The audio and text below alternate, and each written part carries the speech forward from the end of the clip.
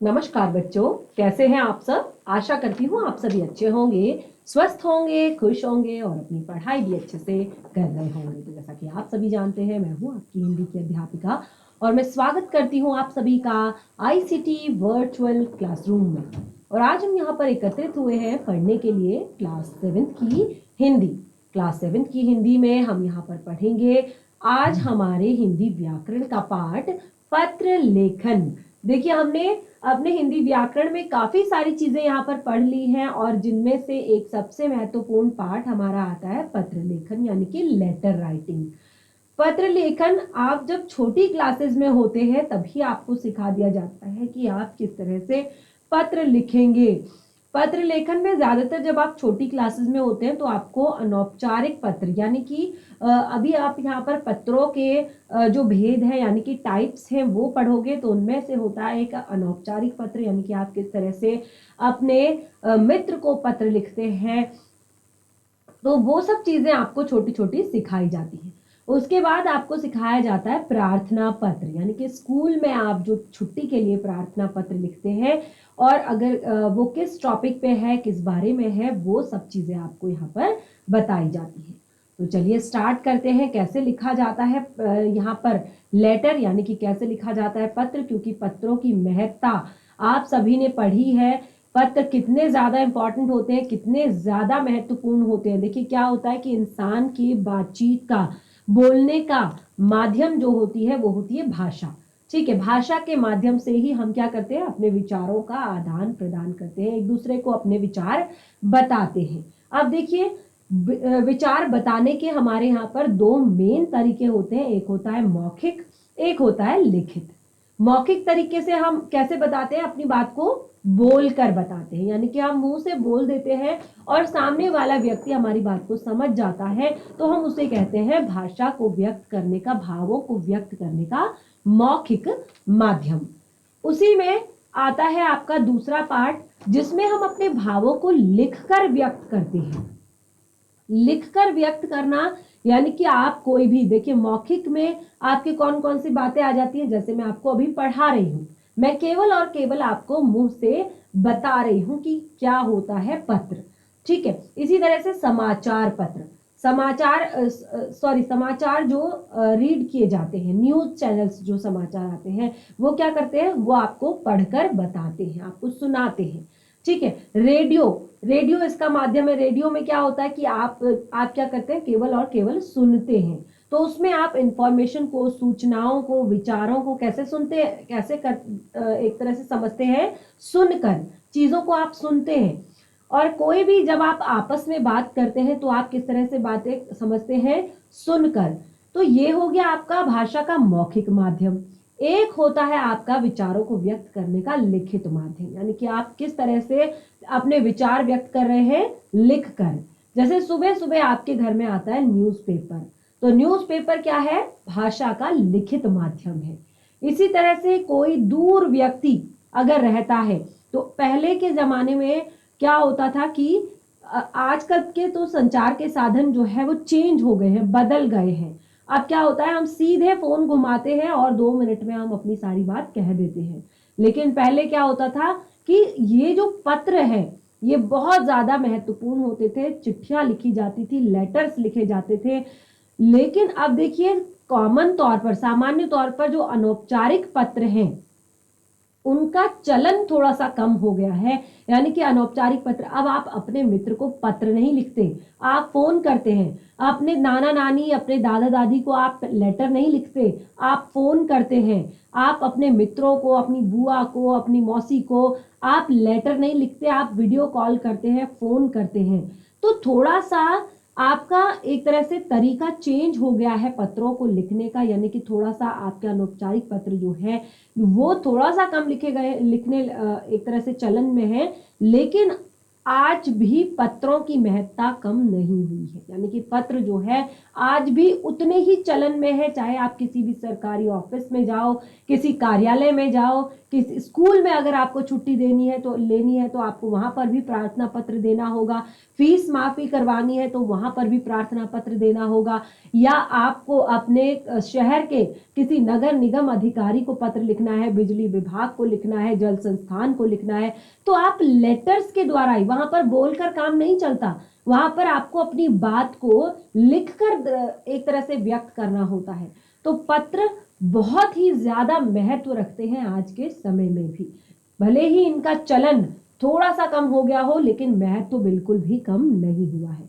इसीलिए आज भी जो पत्र हैं उनको आपके सिलेबस में रखा गया है, और क्लास 2-3 से ही आपको पत्र लिखना सिखा दिया जाता है कि कैसे पत्र लिखे जाते हैं। और मुझे पता है कि आप सब में से काफी बच्चों को बहुत अच्छे से पत्र लिखना आता भी होगा, लेकिन क्योंकि अभी आप क्लास 7th में ही हैं, आपकी सीखने की उम्र है, जो मिस्टेक्स आप करते हैं, कुछ गलतियां आप करते हैं, वो आप आगे ना करें, क्योंकि आप आगे हायर क्लासेस में जाएंगे, 8th में जाएंगे, 9th में जाएंगे, 10th में जाएंगे, तो आप वो मिस्टेक्स ना करें जो पत्रों से संबंधित हैं। उसके लिए हम यहाँ पर आपको आज अपने टॉपिक को पढ़ने जा रहे हैं, जिसका नाम है पत्र लेखन। तो स्टार्ट करेंगे। चाहे आप रफ कॉपी ले सकते हैं, चाहे आप फेयर कॉपी ले सकते हैं, और उसमें सुंदर सुंदर आप लिखेंगे यहाँ पर इस तरह से हेडिंग, पत्र लेखन, और इंग्लिश में कहते हैं लेटर राइटिंग। लेटर राइटिंग आपको सिखाया गया होगा इंग्लिश में भी। तो देखिए, पत्र लेखन में जैसे कि मैंने आपको बातें यहाँ पर बताई कि कैसे आप अपनी बात को प्रभावशाली ढंग से, कम शब्दों में कैसे आप कहेंगे दूसरों को, क्योंकि पत्र है तो उसमें आप पूरी कहानी तो लिखेंगे नहीं, तो आप कैसे उन अपने शब्दों को, अपनी भावनाओं को प्रभावी ढंग से, इफेक्टिव तरीके से लोगों के सामने रखें, वो हम यहाँ पर सीखेंगे। तो पत्र लेखन से संबंधित कुछ जरूरी बातें सबसे पहले हम यहाँ पर लिखने वाले हैं, उसके बाद पत्रों के प्रकार और बाकी चीजें हम यहाँ पर डिस्कस करेंगे। चलिए स्टार्ट करते हैं। सबसे पहला, पत्र लिखते समय निम्न बातों का ध्यान रखना चाहिए। पत्र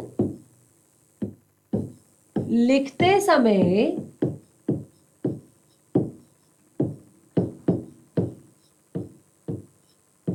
निम्न बातों का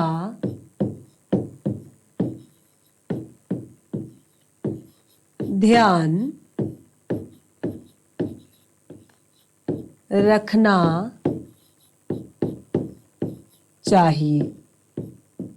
अब कौन कौन सी बातें हैं जिनको पत्र लिखते समय ध्यान रखनी चाहिए? अब देखिए, पत्र क्या होते हैं ये तो हमें पता चल गया है। अब देखिए, पत्र लिखते समय आपको कौन कौन सी बातें हैं जो ध्यान में रखनी है, वो हम यहाँ पर लिखेंगे। देखिए, सबसे पहली बात जो है, पत्र यानी कि जो लेटर आप लिख रहे हैं, पत्र में संक्षिप्त, संक्षिप्त क्या होता है? संक्षिप्त अर्थात छोटा रूप। ठीक है, पत्र क्या होता है? पत्र में संक्षिप्त व प्रभावी ढंग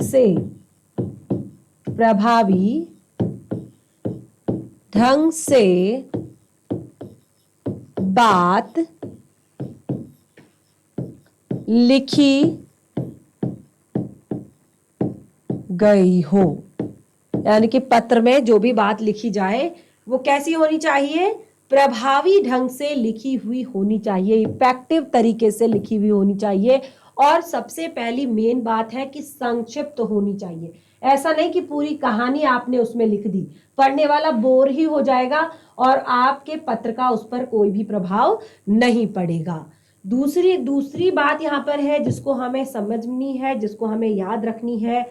देखिए, पत्र बाईं ओर से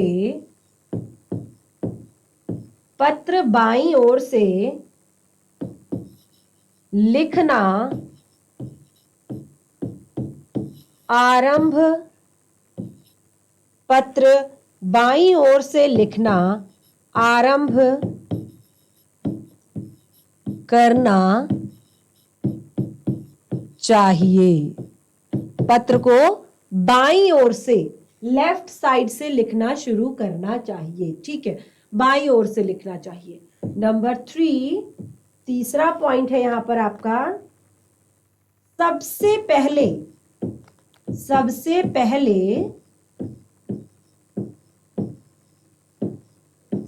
पहले प्रेषक, यानी कि जिसको आप पत्र लिख रहे हैं, सबसे पहले प्रेषक का पूरा पता व दिनांक, पूरा पता व दिनांक लिखनी चाहिए या लिखा हो,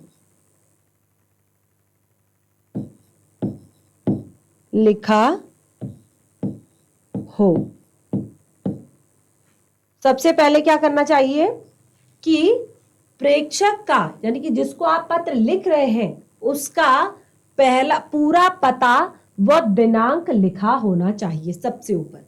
उसके बाद नंबर 4 पे क्या है, जिसे पत्र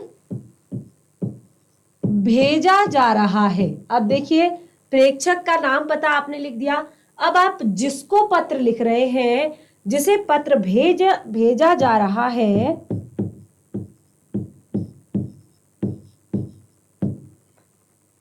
उसके अनुकूल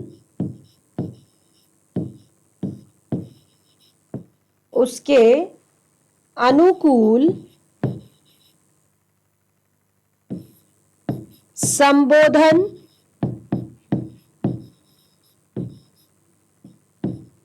तथा अभिवादन,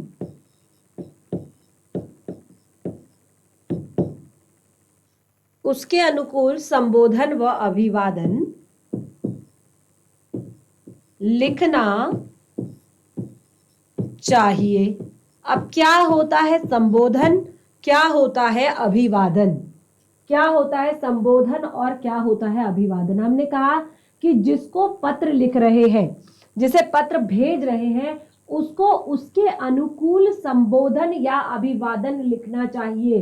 संबोधन जैसे पूज्य पिताजी, संबोधन क्या है, अगर आप अपने पिताजी को पत्र लिख रहे हैं तो आप क्या लिखेंगे, पूज्य पिताजी। और अभिवादन कैसे करेंगे, सादर प्रणाम। अगर आप अपने पिताजी को पत्र लिख रहे हैं तो आप लिखेंगे पूज्य पिताजी, ये आएगा आपका संबोधन में, संबोधित कर रहे हैं आप, उन्हें बुला रहे हैं, पुकार रहे हैं, पूज्य पिताजी। फिर उनका अभिवादन कैसे करेंगे, सादर प्रणाम। लेकिन ये केवल आपके जो संबोधन और अभिवादन दोनों चीजें एक साथ हमेशा आपके इनफॉर्मल लेटर्स यानी कि अनौपचारिक पत्रों में ही होती है। अब ये अनौपचारिक पत्र क्या होते हैं ये मैं आगे क्लियर करूंगी। तो ज्यादातर जो ये आपका हमने कहा संबोधन और अभिवादन, ये दोनों एक साथ ज्यादातर अनौपचारिक में ही होता है, वरना जो आपके औपचारिक पत्र होते हैं उसमें केवल और केवल संबोधन होता है। यानी कि जैसे आप लिख रहे हैं सेवा में श्रीमान प्रधानाचार्य जी, अपने स्कूल का नाम, फिर आप संबोधित करेंगे महोदय, और अगर आपकी प्रधानाचार्य जी महिला है तो आप लिखेंगे महोदया। ठीक है, तो इसे कहते हैं संबोधन, संबोधित करना। ठीक है, तो 4 पॉइंट यहाँ पर मेन हमने यहाँ पर बताए। जैसे सबसे पहला पॉइंट, पत्र में संक्षिप्त और प्रभावी ढंग से बात लिखी होनी चाहिए। जो भी बात आप पत्र में लिख रहे हैं वो प्रभावी होनी चाहिए, संक्षिप्त यानी कि कम शब्दों में लिखी होनी चाहिए। पत्र बाईं ओर से दाईं ओर, यानी कि बाईं ओर से स्टार्ट करना चाहिए, इधर से सेवा में श्रीमान प्रधानाचार्य जी, ऐसे फिर आप स्टार्ट करेंगे। उसके बाद जैसे हमने कहा प्रेषक का पूरा पता, यानी कि जिसको पत्र मिलना है उसका पूरा पता, और आज की दिनांक जरूर लिखेंगे। फिर पत्र जिसे भेजा जा रहा है उसके अनुकूल, अब यहाँ पर शब्द लिखा है अनुकूल। अनुकूल का क्या मतलब होता है, अनुकूल का अर्थ है कि जिसको आप पत्र लिख रहे हैं संबोधन आप उसी के आधार पर करेंगे, अभिवादन भी आप उसी के आधार पर करेंगे। ठीक है ना। किसी को आप बड़े होते हैं तो आप उन्हें कहते हैं सादर प्रणाम, ठीक है, प्रणाम, नमस्कार, इस तरह से आप उन्हें अभिवादन करते हैं उनका, ठीक है। लेकिन अगर आप अपने मित्र को पत्र लिख रहे हैं तो क्या आप उसको भी इसी तरह से अभिवादन करेंगे? आप कहेंगे प्रिय मित्र। क्या लिखेंगे आप? प्रिय मित्र, ठीक है। तो इस तरह से देखिए हमने यहाँ पर 4 पॉइंट पढ़े। अब हम देखिए आगे बढ़ रहे हैं। जो सबसे मेन पॉइंट है इसका नोट डाउन कर लिया होगा इतना आपने। आगे बढ़ते हैं, आगे बढ़ते हैं। पत्र में अनावश्यक विस्तार से बचना चाहिए। पत्र में अनावश्यक विस्तार से बचना चाहिए। पत्र में अनावश्यक विस्तार से बचना चाहिए, यानी कि जो यहाँ पर क्या है कि अगर आपको कोई भी अनावश्यक विस्तार नहीं करना है, बहुत ज्यादा आपने उसमें फैलाना नहीं है उसको, कि आप अपनी बात को जो आपके मन में आ रहा है वो आप सारी चीजें वहां पर लिख रहे हैं। तो पत्र लिख रहे हैं, जरूरी चीजें लिखिए, अनावश्यक विस्तार से बचना चाहिए। और देखिए यहां पर हमने कहा अनावश्यक विस्तार से बचना चाहिए, तथा तथा सरल सहज, सरल सहज और विषयानुकूल, सरल सहज और स्पष्ट, सरल सहज और स्पष्ट और विषयानुकूल अभिव्यक्ति हो, और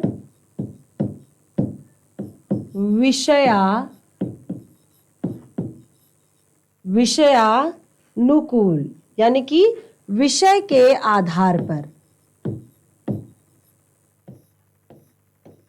अभिव्यक्ति। अब देखिए क्या कहा है, विषयानुकूल अभिव्यक्ति होनी चाहिए। पत्र में अनावश्यक विस्तार से बचना चाहिए तथा सरल सहज स्पष्ट और विषयानुकूल अभिव्यक्ति हो, यानी कि जो आप बात को कह रहे हैं, जो आप चीजें अभिव्यक्त कर रहे हैं, तो वो कैसी होनी चाहिए? वो विषयानुकूल होनी चाहिए। जो विषय आपका है, जिस विषय पर आप पत्र लिख रहे हैं, वो उसी के अनुकूल अभिव्यक्ति आपकी होनी चाहिए। यानी कि आप कहना कुछ चाह रहे हैं, आप कह कुछ रहे हैं, ऐसा नहीं होना चाहिए। यानी कि जो भी आपका पत्र पढ़े उसको समझ आना चाहिए कि आप आखिर कहना क्या चाहते हैं, आप किस विषय पर इसको पत्र को लिख रहे हैं। चलिए आगे बढ़ते हैं। नंबर 6, जो आप बड़ों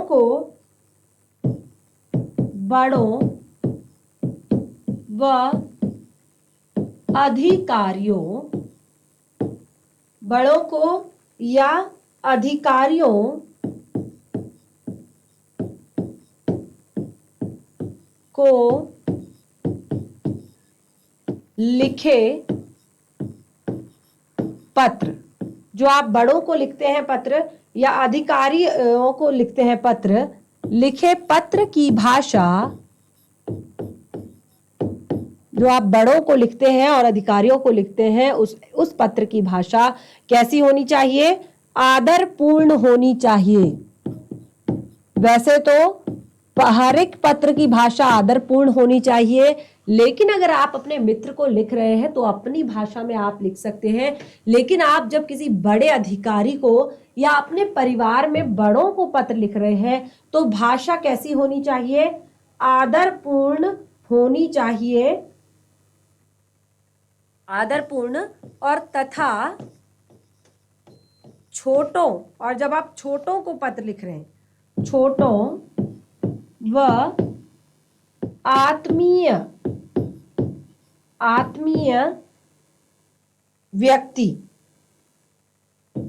आत्मीय व्यक्ति क्या है? आपका मित्र, ठीक है। आत्मीय व्यक्ति को लिखे पत्र की भाषा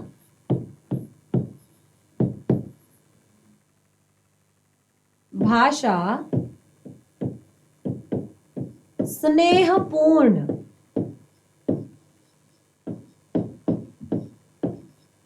होनी चाहिए। फिर से पढ़िए इसको। बड़ों व अधिकारियों को लिखे पत्र की भाषा आदरपूर्ण तथा छोटों व आत्मीय व्यक्ति को, आत्मीय जनों भी लिख सकते हैं, आत्मीय जनों यानी कि आपके मित्र जो होते हैं, आत्मीय जनों को लिखे पत्र की भाषा स्नेहपूर्ण होनी चाहिए। जब आप बड़ों को लिखते हैं तो आपको आदरपूर्वक उसमें भाषा रखनी चाहिए, आदरपूर्ण भाषा रखनी चाहिए। या किसी अधिकारी को लिखते हैं और अगर छोटों को लिख रहे हैं या अपने मित्रों को लिख रहे हैं तो भाषा आपकी स्नेह से पूर्ण होनी चाहिए। तो यहां पर देखिए काफी सारी चीजें जो है हमने लिख ली है। अब देखिए जो अगर देखिए पत्र लिखने के बाद सबसे मेन पॉइंट, पत्र लिखने के बाद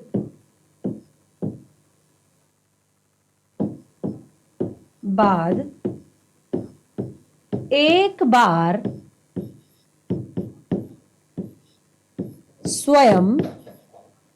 बार आपने स्वयं उस पत्र को पढ़ लेना है। ठीक है, एक बार अवश्य पढ़ें,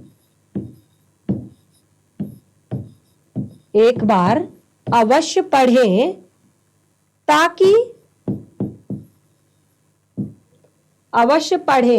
ताकि यह जान सके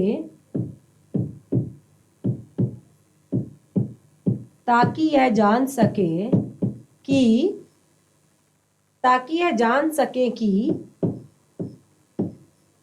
पत्र लिखने का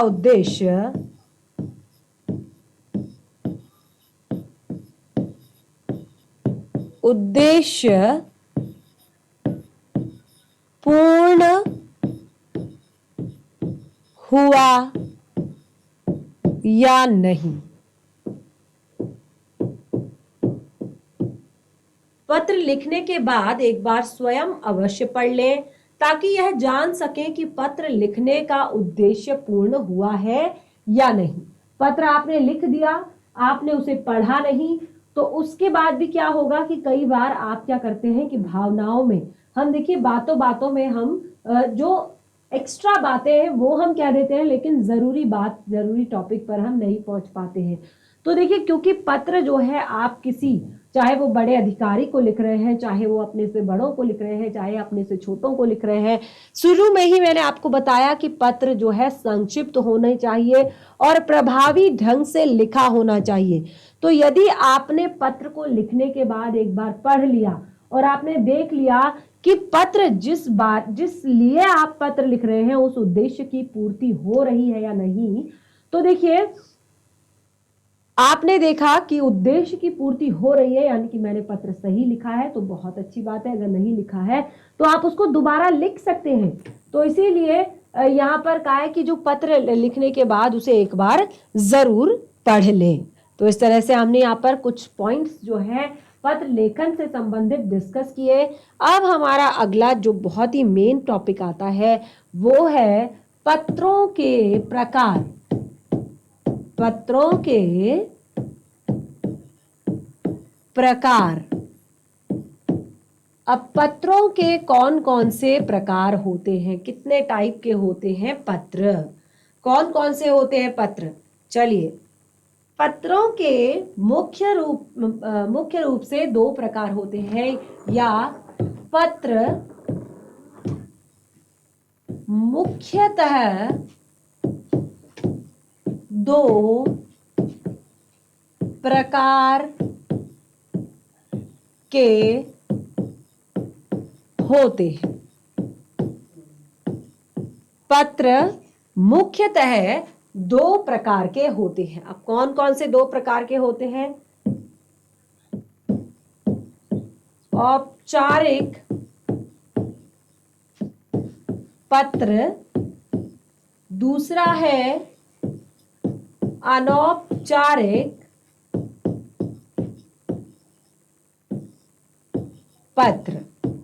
तो देखिए हमारा जो यहाँ पर टॉपिक है, अब सबसे मेन टॉपिक हमारा स्टार्ट हो रहा है औपचारिक पत्र और अनौपचारिक पत्र। तो आज हमने यहाँ पर क्या पढ़ा पत्रों के विषय में? पत्रों के विषय में आज हमने बहुत ज्यादा जरूरी जो बातें हैं, कुछ जो नियम है वो हमने यहाँ पर जाने, और अब हम नेक्स्ट सेशन में पत्रों के प्रकार डिस्कस करेंगे। तो आज आपने जितना भी पढ़ा है इसको घर पर रिवाइज कीजिए, बाकी के सेशन को हम कंटिन्यू करेंगे अपने सेशन में। तब तक के लिए धन्यवाद। आपका दिन शुभ हो।